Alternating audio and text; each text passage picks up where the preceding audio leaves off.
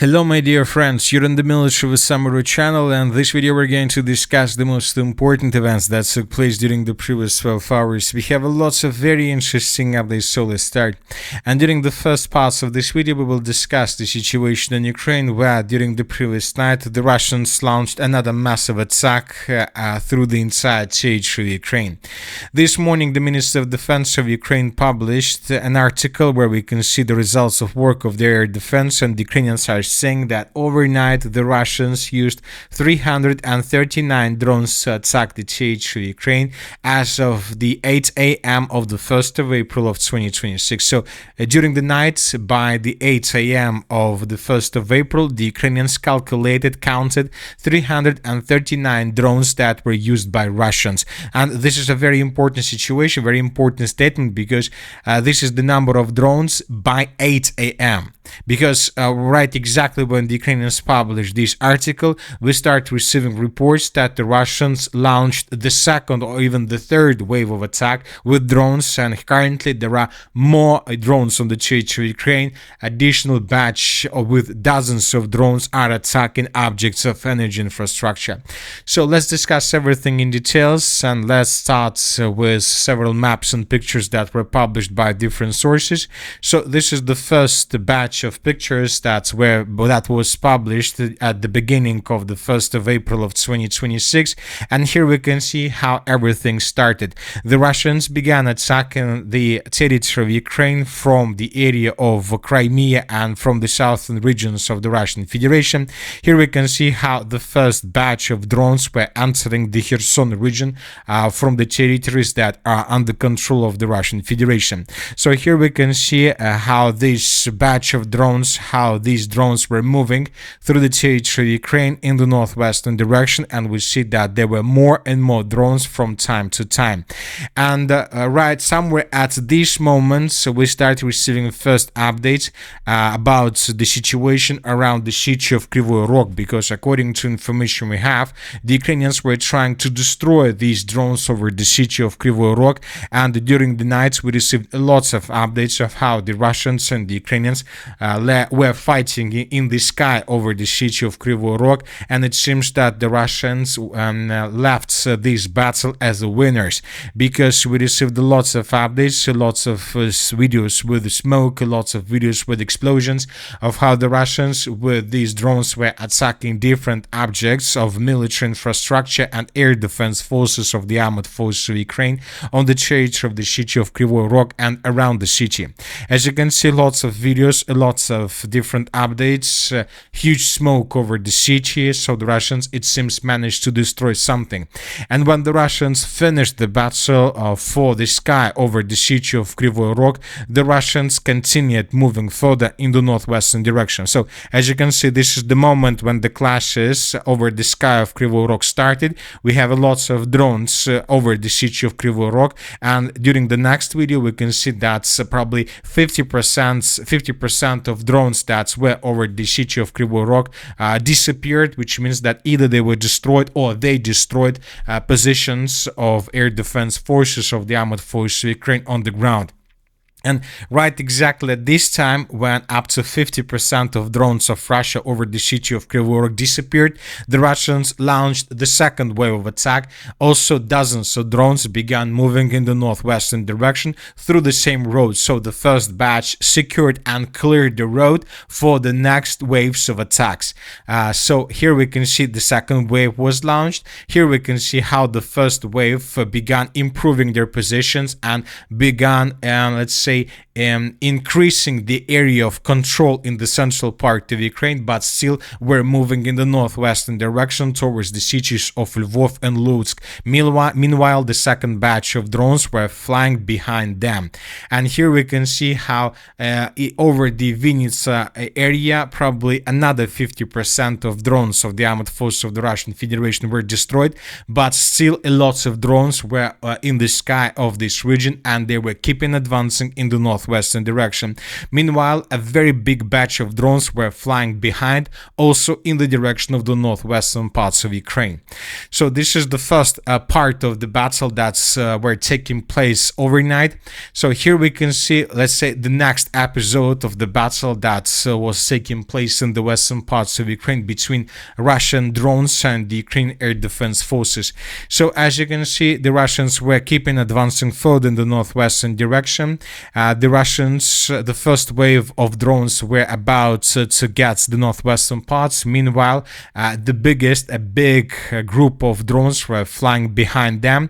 Here we can see how the Russians were continue approaching the settlement of Lutsk, and this is the moment when the Russians managed to shorten the distance to the city of Lutsk till the minimal level. The first batch of drones have already approached this city. The second batch was flying behind, and here we start receiving updates about significant number of explosions on the territory of the city of Lutsk, and the local sources and local media began publishing first updates. So here we can see the consequences of attack that took place between the 31st of March and the 1st of April of 2026.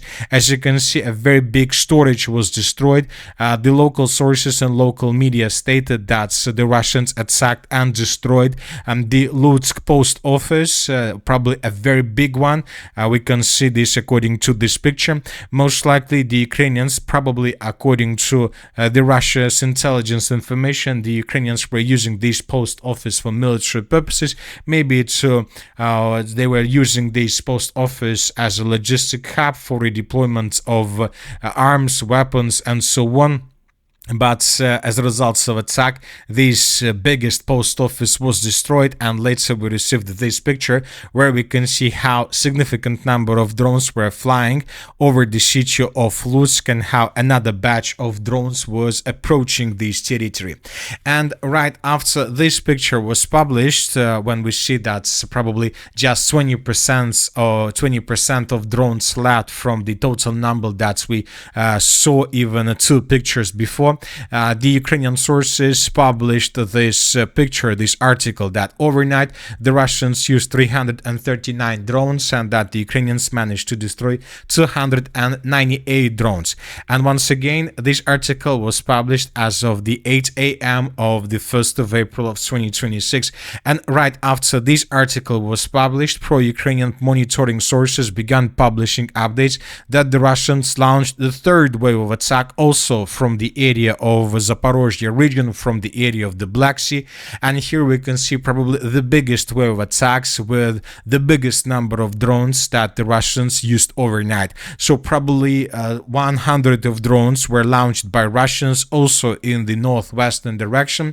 But this time, according to information we have, the Russians using these drones were moving not in the direction of the cities like Lutsk or Lvov. The Russians, according to pro-Ukrainian sources and according to pro-Russian sources, were moving in the direction of the Dniester power station, so towards this territory, which means that most likely the Russians using these drones, the source reported that there were up to 100 drones. The Russians will use this batch probably to attack energy infrastructure along the border with Moldova and Romania. I would like to remind you that several days ago, the president of Ukraine, Zelensky, signed an agreement with the leader of Romania on the matter of creation of additional energy lines that will connect Ukraine with the European Union through the territory of Romania. So, which means that most likely the Russians were using this batch of drones to attack probably these new lines, objects of energy infrastructure between Moldova, Romania, and Ukraine itself. As of the moment when I started making this video, we had received just this picture. As of now, I don't know for sure whether what exactly the Russians attacked. We have just statements where exactly the Russian drones are moving. But during the next video, we will discuss everything in details, of course, because most likely we will receive updates in coming minutes, or even maybe in coming hours, maybe in coming minutes. Now let's move further. And let's discuss a few more updates that were published about massive attacks. According to information we have, overnight the Ukrainians also tried to attack the territory of Russia. They used approximately 160 drones to attack the territory of the Russian Federation, but as of the morning of the 1st of April of 2026, we haven't received anything that can confirm that Ukrainians managed to deal any damage to objects of the Russian energy or oil infrastructure. At the same time, we received two reports from the area of Crimea. The sources are saying that the Russian military aircraft An-26 fell down and that Su-34 also fell down or was destroyed as a result of Ukrainian attack. So the Russians lost two aviation units in the area of Crimea. Now let's discuss the situation on the ground. During the previous 24 hours we received, and during the previous night, we received lots of very interesting updates and changes on the ground. And first, let's talk about the Sumy direction, which is becoming a primary direction for the armed forces of the Russian Federation. According to information we have, the Russians improved their positions along MO2 road. So these are the changes on the ground between the dates. According to neutral mappers and according to pro-Russian sources, as a result of clashes, the Russians established complete control over this border post that used to be a border post of Ukraine. So, and it seems that the Russians are planning to keep advancing further in the direction of the settlement of Bachievsk. Now let's move further and let's talk about the Sumy direction. If you remember, just yesterday we received the report that Russians managed to capture the settlement of Mala Karchakovka, according to the Minister of Defense of the Russian Federation. Today we received additional updates, and according to these updates, the Russians managed to improve their positions further, and so the Russians began advancing in the area of the village of Pisarevka, and the Russians managed to answer the settlement of Karchakovka from the northwest. So this is exactly what we were talking about yesterday. The Russians captured the settlement of Mala Karchakovka, and now the Russians have access to the biggest Sumy forest, which will obviously protect the Russians from attacks of Ukrainian FPV drones. Another important advance is the area around the settlement of Kondratyevka. According to pro-Russian sources, the Russians managed to improve their positions on the territory of this village as well. And the Russians, as we can see, are keeping advancing further in the southwestern direction, with the purpose most likely to continue offensive operation towards the settlements of Khotin, and maybe the Russians will try to attack further in the western direction towards the settlement of Yastrubna. Another important area is the eastern Sumy direction. Today, neutral mappers confirmed that indeed the Russians during the previous days managed to improve their position significantly to the east of the city of Miropolye, and I would like to remind you that several pro-Russian sources stated that the Russians have already entered the territory of the settlement and that the clashes are taking place for the territory of the village itself. As of the neutral mappers, we received the report that they confirmed that the Russians just managed to approach. So anyway, we see that the battle for the village either have already started or about to be started. Another important area is the southeastern Sumy direction. During the previous days, the Russians improved their position significantly to the south of the settlement of Ryasne. Based on the report that was published by a pro-Russian source, we have adjusted the map. So, summarizing everything, we see that the Russians began advancing in the area of the city of Sumy at least from four directions: the northern direction, the northeastern direction, the eastern direction of the city of Sumy, and the southeastern direction. And it seems that according to this number of attacks and these number of vectors of attack, we believe that the Sumy direction is becoming one of the most important targets for Russians. As we discussed in the previous videos, the Ukrainians are using the northeastern part of Chernigov region and the northern area of Sumy region as a launching sites to attack deep inside of the territory of Russia. So if the Russians want to reduce the number of attacks in the direction of Moscow or Leningradsky region, they need to take these territories under complete control and so force the Ukrainians to fall back from this area. And it seems that this is exactly what the Russians are doing right now. Now let's talk about the Kharkiv direction. During the previous 12 hours, additional changes were recorded in this area as well. It seems that the Kharkiv direction is becoming a primary target for the Russians as well, because the Ukrainians are using the territory around the city of Kharkiv to attack the city of Belgorod, and of course to attack in the direction of the central part of Russia. During the previous days, lots of explosions were recorded in the central part of Russia. If you remember, just yesterday we received videos, lots of videos from the area of the settlement of Nizhnekamsk, how the Ukrainians attacked the biggest oil refinery on the territory of the Russian Federation. So the Russians understand that if they want to secure this territory, first of all, they need to improve their positions on the territory of the Kharkiv region. So this is exactly what the Russians are doing right now. So during the previous 12 hours, the Russians improved their positions according to pro-Russian sources along the border in the northeastern parts of the region. Furthermore, according to information we have, the Russians have answered this biggest forest along the border as well, between the Volchansk foothold and the most northeastern parts of the region itself, of the Kharkiv region itself. So these are the changes. The battle for this huge forest has begun, and the Russians, by the morning of the 1st of April of 2026, managed to improve their position significantly around the settlement of Verkhnya Pisarevka. These are the changes on the ground in this area. And before we continue, just a minute ago we received a report published by the Group of Forces North and by the Minister of Defense of the Russian Federation that the village of Verkhnya Pisarevka was captured by Russians. So we will adjust the map before the next video and we will discuss once again everything in details. Now let's move further. As for the Sloviansk direction, during the previous 24 hours, videos were published by pro-Ukrainian sources from the area of the settlements of Kaleniki, Kriva Luka. Based on the video published by a pro-Ukrainian source, we have adjusted the map. Here we can see the video that was published by this source. Here we can see a Russian vehicle, motorcycle, that was moving through the fields, and here we can see how Ukrainians attacked this biker with FPV drones. So these episodes took place in these pockets, and one of the episodes of this video took place right exactly at this point. Based on this video, we came to conclusion that most likely the Russians have captured this pocket and that the Russians are keeping advancing further in the western direction towards the villages of Kriva Luka and towards the settlement of Nikolaevka.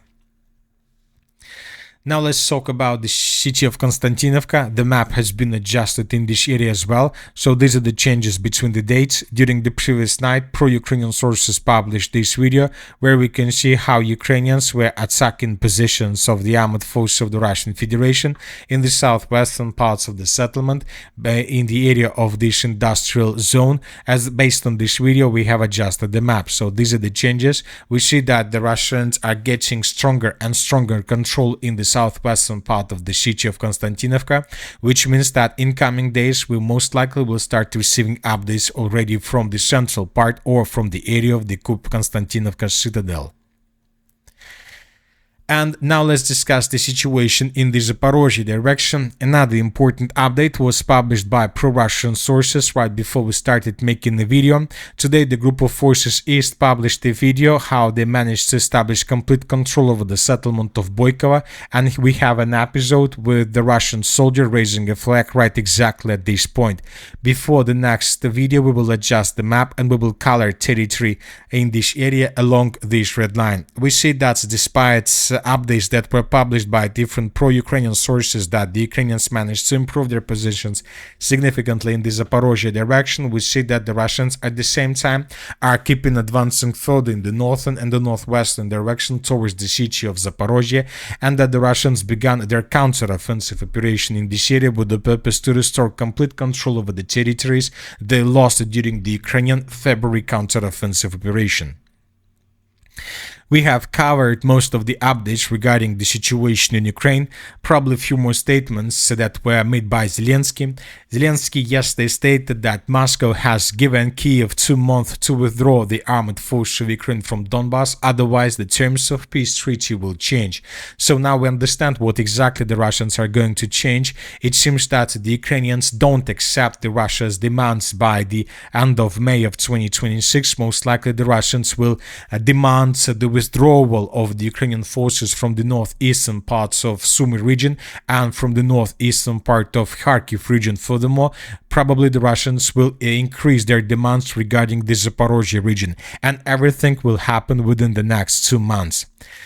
Another important thing, if Putin declares general mobilization, he will attack Lithuania, Latvia and Estonia, Zelensky said directly at the press conference. In my opinion, if Russia is preparing for general mobilization, we need to be prepared for the fact that Ukraine alone won't be enough to mobilize. I don't have all the information, but from our analysis, we understand that if Putin goes for general mobilization, it will increase pressure on our territory and create the opportunity to open a parallel track during preparations. So Zelensky is trying to tell us that in 2 months, when everything will be prepared from the Russian side, they will declare a general mobilization with the purpose to break the situation in Ukraine completely and maybe even to improve the Russian positions, not just through the territory of Ukraine, but even through the territory of the European Union. It seems that probably at the same time we will see a huge crisis between the United States of America and NATO allies on the territory of Europe. I would like to remind you that yesterday we received lots of updates that states like France, Spain, Italy and Switzerland closed their airspace for the United States of America. The President Trump was very upset with these updates, and most likely based on these decisions, based on these things that happened yesterday, the United States of America can leave the NATO organization in the future, and of course this situation could be used by Russians to attack the European Union and the states of the NATO, of already probably in the future former NATO organization. Now let's move to the situation in the Middle East. According to information we have, the President of the United States of America managed to partially stabilize the situation on the oil market. And during the previous day, during the 1st of April, we see that the oil prices fell down. Apparently, the statements by US President Trump that the US will withdraw its troops from the Middle East region within 2-3 weeks, regardless of whether they manage to unblock the Strait of Hormuz or not, has impacted the oil market and temporarily stabilized oil prices. So today, by the moment when I started making the video, the price for WTI was on the level of $99.31. The price for Brent was on the level of $102.52, which is significantly less in comparison with the 31st of March of 2026. Once again, I would like to remind you that the President of the United States of America doesn't promise anybody that the United States of America will block the Strait of Hormuz. Officials in the Trump administration say that they can't guarantee reopening the Strait of Hormuz before ending the war with Iran. While reopening the vital oil road is a key goal to stabilize global energy prices, it could take weeks or months longer than the administration's timeline to end the conflict. Another important thing is that Trump stated that countries facing supply disruptions through the Strait of Hormuz need to solve the problem themselves, as Washington will not assist them. Firstly, buy energy resources from the United States. We have plenty of them. Secondly, gather your courage, go to the strait and just take it over. So obviously nobody is going to do this, or if anybody decides to do as the President of the United States of America suggested, it will take weeks, months, or before these states will be able to make a build-up, significant build-up that can handle with the threat from the Iranian side. But at the same time, we start receiving updates that the United States of America is deploying a third aircraft carrier to the Middle East, joining the Abraham Lincoln and Gerald R. Ford. Washington could keep 3 carrier strike groups in the region for the foreseeable future. So lots of different updates. One thing is clear, that Trump will not risk to put foot on the Iranian soil, at least not today, not tomorrow. It's too dangerous. The United States of America may suffer losses. As of now, the United States of America is interested to force the states of the Persian Gulf to use their own forces, their own military for this possible ground operation. The United States of America will sell them everything they need, weapons, aircrafts, missiles, tanks, anything they need, and of course they will support them with aircrafts and with missiles, but not with the troops on the ground. So it seems that this is the reality, and it's very difficult to understand whether the states of the Persian Gulf are ready for this. As of the 1st of April of 2026, there is just one state who is interested in this situation, and we are talking about the United Arab Emirates, who made a lot of things regarding the Iranians. United Arab Emirates has now also banned Iranian nationals from entering or transiting via Dubai International Airport. The United Arab Emirates has imposed an immediate ban on entry and transit for all Iranian passport holders, including gold visas and something like this. So the situation between these two states is very difficult. The United Arab Emirates is losing a lot, so that is why the United Arab Emirates, Bahrain, Qatar and Kuwait are interested in probably the prolongation of the conflict between the coalition and the Iranians. But the United States of America is saying a very simple phrase: join the coalition, go and take what you think belongs to you. And that's it for the short video. The Military with Summary channel reminds to condemn any violence in the world. Thank you for watching. Subscribe to my channel, put your likes, join my Patreon, and have a good day. Bye bye.